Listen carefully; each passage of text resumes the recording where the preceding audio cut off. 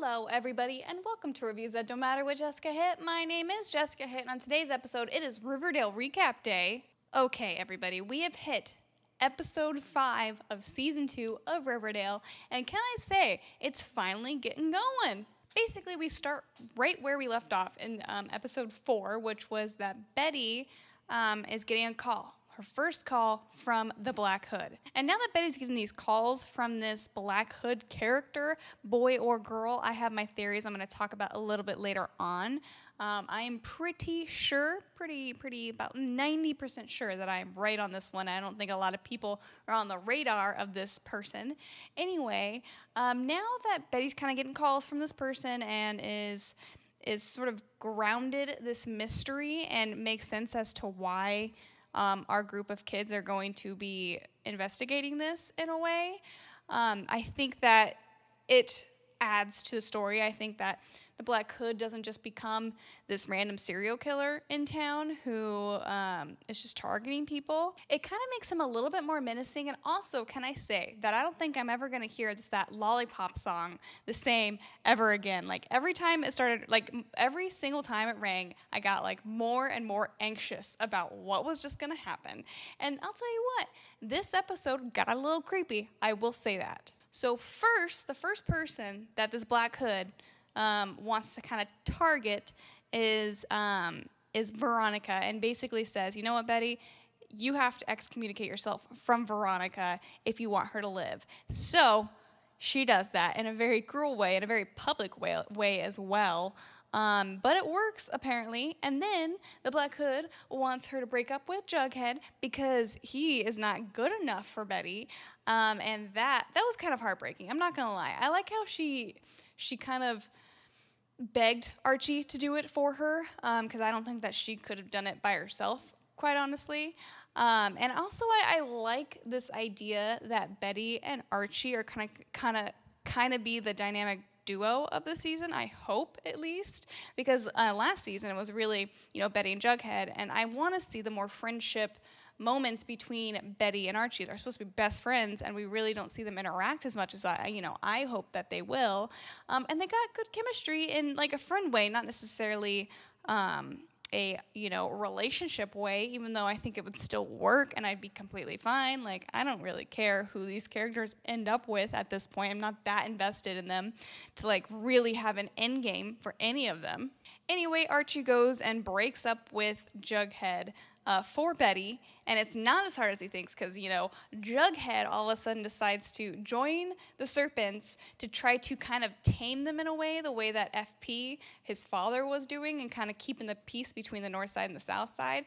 I don't think this is going to work whatsoever. I mean, literally, Sweet Pea, the stupid 16-year-old gang member, is trying to build a pipe bomb to throw at the newspaper people. Oh my, what is happening in the South Side? Like, they are not making it any easier for anyone on the north side of Riverdale to think that they're better than they actually are. I mean, if you're just sitting there letting your friends decide to build a pipe bomb to kill people is what they're probably aiming for. I don't think it's just for, like, a destruction of a building. This is for murder. Anyway, Jughead decides to join this gang, and they have initiation processes. And, of course, on the last one, when Archie shows up to Jughead's house, he's about to leave to go and basically become a serpent.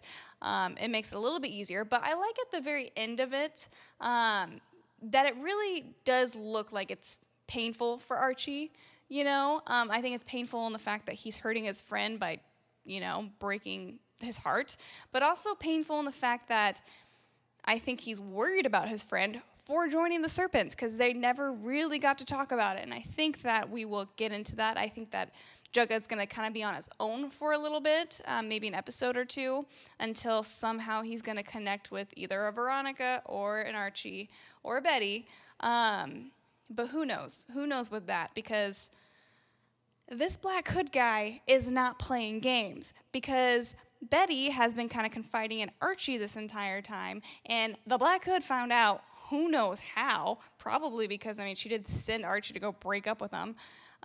Anyway, he found out, and he called Betty up and was like, you know what, you've been talking to Archie. I'm going to go kill your sister Polly unless you can give me a name. And the name that she decides to give, out of sheer panic, is Nick St. Clair. Well, now let's get to the douchebag of the episode, who, Jesus, you couldn't have written, like, a more terrible character, I think, than this kid. Now, this is the sort of will they, won't they couple in Nick St. Clair and Veronica Lodge of the east side of, whatever, I almost said Upper East Side of New York, but it's just New York in general. This isn't Gossip Girl. Anyway, Nick kind of comes in, and Veronica is supposed to kind of smoosh him in a way because basically the lodges need the St. Clair money to build whatever the hell they're building. I don't even know because they're running out of capital and some boring business stuff. And so they're using Veronica to try to smooth everything out and, like, really just, take their money. Use the son to take their money. And this son is a piece of work. First of all, when they all have dinner together, they go back to Veronica's room. It's Veronica, Archie, and this Nick St. Clair guy. He just brings out a thing of Coke for them to snort and then just continues to hit on Veronica in front of Archie, which is so dumb. And also just, like, the way he was saying it was so almost demeaning in a way. Like, it wasn't even just, like, flirting. It was just the worst. And then somehow ropes everybody into kind of, like, coming over to his apartment, no, his hotel room for a party the next night or whatever. So it's, it's, who is it? It's Nick St. Clair, it's Veronica, it's Archie, it's Betty, it's the Pussycats, and it's Reggie. So it's just like a random amount of people. That's like a really small party. And they all get on the jingle jangle, whatever the hell kind of drug that is. No one's even said anything. It's in a pixie tube and you snort it, eat it. I think you just eat it. And I don't know, they have like this like weird orgy. You see Josie and Reggie kind of making out a little bit, and Betty's just sitting there, she just looks miserable, and she is miserable because that's when she decides to basically break Veronica's heart. And then at the end of that whole thing, when everyone's left and just Veronica and Nick, he basically is trying to blackmail her into giving him a BJ or having sex with him to help out their family. She legitimately has to push him off of her and slap him. And then the next day when they see each other, he apologizes and he's like, I don't even know what I was thinking. And it was like, okay for a second. And, he kind of is like, I just been in and out of rehab. I know I have problems. And you're just like, okay, where is this going? Like, are they trying to redeem him in some sort of way? Is he not supposed to be the biggest asshole ever? Then he just literally turns around and roofies Cheryl, which really, Cheryl's had almost nothing to do this entire season, and that's the first thing that you have her do is be roofied. Like, quite honestly, it's a waste of character in my opinion. And also, here's the thing that bothers me about this little storyline is that he apologized to Veronica, and she seems to accept it, and she goes up and she's singing with Josie and the Pussycats, because apparently she still does that every once in a while. And then her and Josie just see Nick St. Clair and Cheryl walking out. Like, it's not even very clear that Cheryl's drugged or anything, because they barely show it. And then they're all concerned. And then all of a sudden, all of the Pussycats and Veronica are breaking into the hotel room and stopping Nick St. Clair from raping Cheryl, which is great, and then they're beating the living hell out of him. Literally, Veronica punches him in the face, and he's like down on the ground, and they're all kicking him profusely. Like, it's very entertaining, and he totally got what he deserved. But there was just like one little like piece missing from that whole thing, whether it was I don't know, some sort of like inkling of Josie not trusting Nick St. Clair because there was no interaction whatsoever, or this inkling that Veronica wasn't as okay with the apology as she seemed to be. I don't know, or maybe even seeing Cheryl kind of sway more or feel a little bit more drugged because from what they showed us, it didn't actually look like she was, stumbling off and really being able to give anybody any sort of worried. It didn't quite work for me, but I did enjoy watching this kid get the crap beaten out of him by 4 awesome women. That was kind of cool.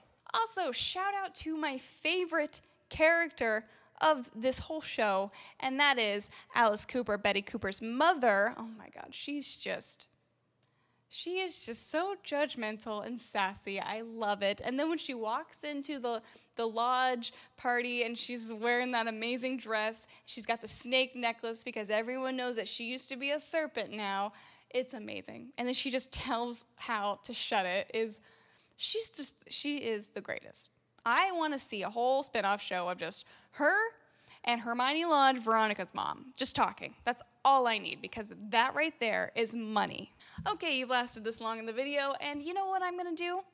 I'm going to tell you who I think the Black Hood is. Now, everyone seems to think different things. A lot of people are thinking it's Hal Cooper, Betty's dad, but no, I think it's another member of Betty's family. And what really clued me in is this like real obsession with Betty, and also like when she put on the hood and looked in the mirror and he was like, you see, we're the same. Also, he was like, you would recognize me. I think it's Betty Cooper's long-lost older brother, the one that Alice Cooper gave away before they were married. That's what I think. I know he's popping up sometime in this season because I've seen the casting for it. And also, it just makes sense because people are like, is this Hal Cooper? Is this him? It kind of looks like him, like his eyes and stuff, and you know it's a man because of the way it's built. Like, it just obviously. And then it's also like, it has to be somebody that she would recognize. We don't know that many characters in this show to really like be able to pinpoint. And I think that she would be able to look at her brother and be like, oh my God, that's my brother. So that's my crackpot theory. Let's see if I'm right. Probably won't find out for another couple of months. Also, Hero Archie is back, and I'm very much enjoying that. Okay, if you guys enjoyed this video, give it a thumbs up. Comment down below. What are your thoughts on Riverdale so far? I think it's really actually picking up some steam in episode 5. Actually excited to see where it goes. I like where they're going with the Black Hood story. Also, don't forget to subscribe. I make videos Monday through Friday. Tomorrow, in a couple hours really, you are getting the Thor Ragnarok spoiler review, so very excited to film that. And I will see you guys tomorrow. Goodbye.